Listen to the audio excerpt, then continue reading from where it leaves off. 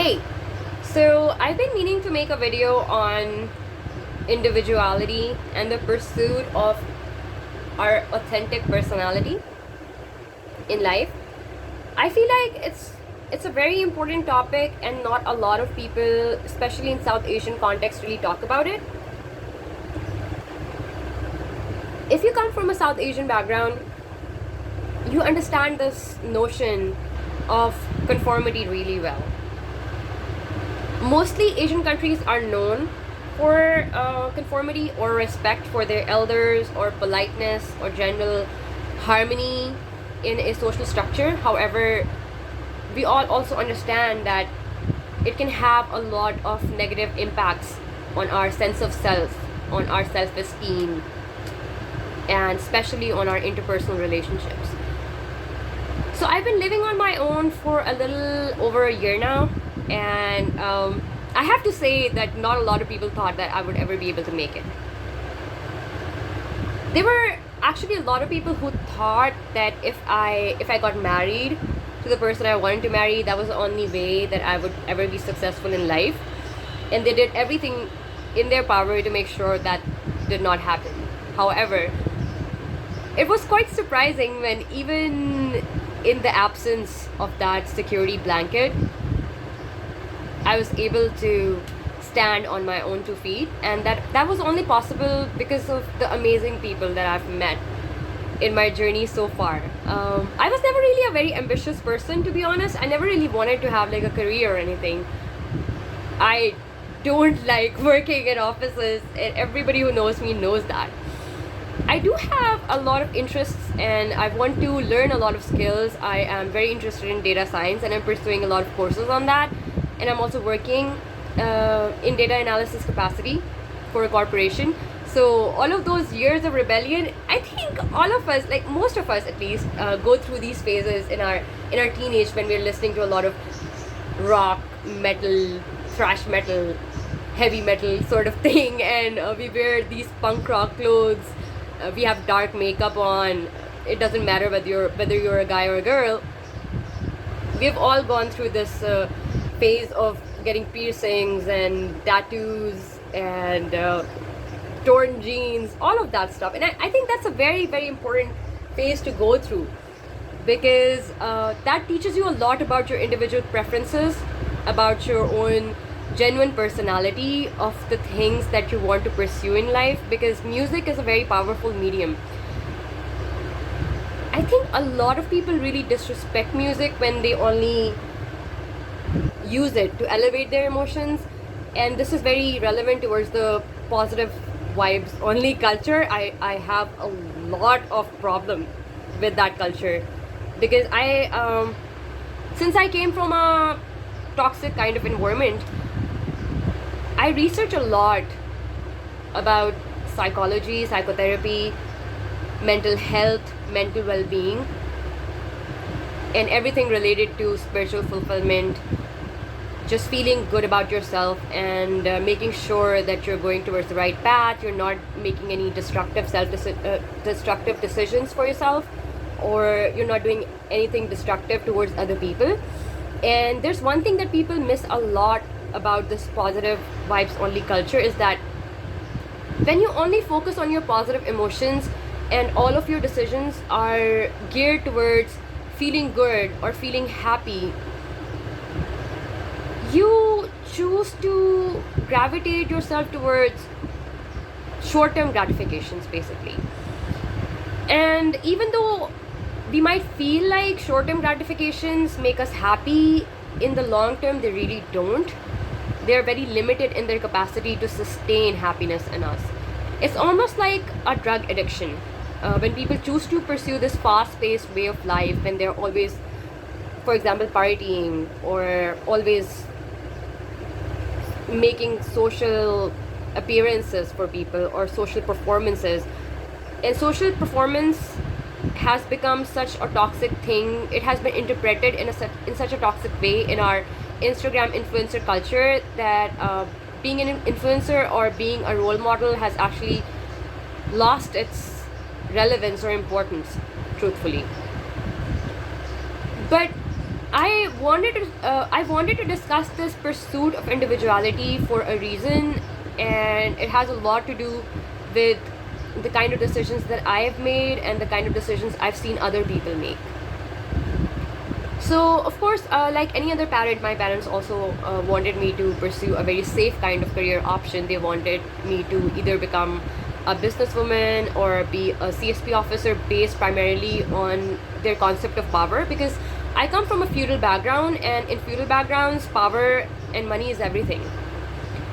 When you have an inheritance, it just makes sense for you to go into politics. Either go into politics or go into civil services, because when you have power in addition to money, it sort of makes people feel like they're invincible, and that's the primary motive behind most people pursuing safe investment options. The problem with this entire approach is that we become so obsessed with material gain or material satisfaction that we sort of neglect our interpersonal relationships, genuine interactions, genuine conversations a lot. People assume that soft skills are only related to selling yourself to other people, to your employer, to your partner, or to your friends, to your social circle. And soft skills don't necessarily mean that. When you talk about having good soft skills, it makes you understand this idea of connecting to another person from a genuine place in your heart, from the person that you actually are. And when we choose to pursue things based on other people's expectations, especially our parents' expectations or society's expectations for us, we don't really build that genuine personality in ourselves. And this is where envy and resentment rear their ugly heads in our psyches. Whenever we suppress or repress our real emotions, real ambitions, real dreams, goals, and desires, we're trying to be a person that we really are not, and we're just trying to be this idea of a person that other people want us to be. And becoming this person might have a lot of perks and benefits for us. Genuinely, I will not deny that pursuing safe career options or going for the safest choice doesn't give us anything. It gives us money, it gives us a lot of financial security, it gives us validation and approval from other people, because it's the Instagram influencer culture, and the more you show off about your lifestyle and about the luxurious things you have, the dresses you have, the kind of things you can afford, the kind of people you meet, it's all about a great theatrical performance. And it's ironic because so many people are performing this theatrical act in their daily life, but when it comes to an artist doing a performance of any sort, it is such a cause for ridicule from our general surroundings, from our parents, siblings, or our friends or social circle. And I feel that's a really tragic thing that happens. And it was only through years of research and years of just studying everything related to mental health and psychology that I realized that it had a lot to do with feelings of envy and resentment. For men and women living in Pakistan or in South Asia in general, we've all been raised on these ideas of success by our parents. Individual expression or authentic expressions of our personality were never really welcomed. So we grew up in a habit of always repressing our real emotions, our real desires, our thoughts and opinions. And the latter part is actually pretty important, crucial, I might even say that, because when it comes to expressing your thoughts and opinions about anything, it can be the most threatening or intimidating thing for not only your parents but also your friends, your partners, your siblings, everyone around you. Because when you're not performing that act that everyone else is performing, when you're not taking part in that pretense of just talking about the things that you're supposed to talk about, for example, Small talk. When you just involve yourself in small talk and you don't talk about your real emotions, your real feelings, your real desires, what opinions you have about politics, what opinions you have about lifestyle, about relationships, about attachment, about sexuality, about freedom, about owning yourself or standing up for your principles. If you don't do any of that and you only talk about the last movie you saw or who was wearing what and who said what, basically just the gossipy kind of things that we engage in, I think it creates a lot of envy and resentment in us, because being that person might give you a lot of privilege and a lot of luxuries in life, but it also creates a very deep sense of feeling empty, of this great void in us when we are not pursuing our own genuine interests and ambitions. It makes us feel like there's something missing. We don't have any real purpose in life. That's primarily why people who are successful but depressed feel that way, because they are financially stable and secure, but they're not being themselves. Like, who really is enjoying all of these things? Because that's clearly not you. The word you or I is related to the idea of identity. What happens with these curated self, with people who get into the habit of always picking and choosing between bits and pieces and fragments of other people's personalities based on how likable that can make them, because of course it would get easier to sell themselves into the corporate world or in their social circle or in the social cliques, that they repress their genuine thoughts and opinions and their genuine personality so deep down. And this is where envy and resentment rise up from deep within, because even when you know the superficial ideas based on other people's personalities, you can't really use these things beyond just gaining likes on Instagram or just proving a point to other people. When you actually have to interact with someone based on those qualities, for example, somebody is really interested in philosophy, and this other person decides that being a philosopher or being a martial artist is a really cool thing, and if you can pretend to be a philosopher or pretend to be a martial artist, just take pictures in martial art costume or wear gloves and do a couple of punches, that's going to gain you a lot of followers, or you might meet some really cool or hot guy and you'll end up dating them, or a girl, whichever gender you are. So that could happen. You might even end up dating that person. You might even have like a really good initial rapport with each other. But as time passes, these masks slip away, because that's not the real you, that's not your real personality. Eventually you're going to expose your real self, and the other person is going to see that, and you're not going to be able to create a very sustainable kind of relationship. That relationship or interpersonal friendship or anything is not going to last very long.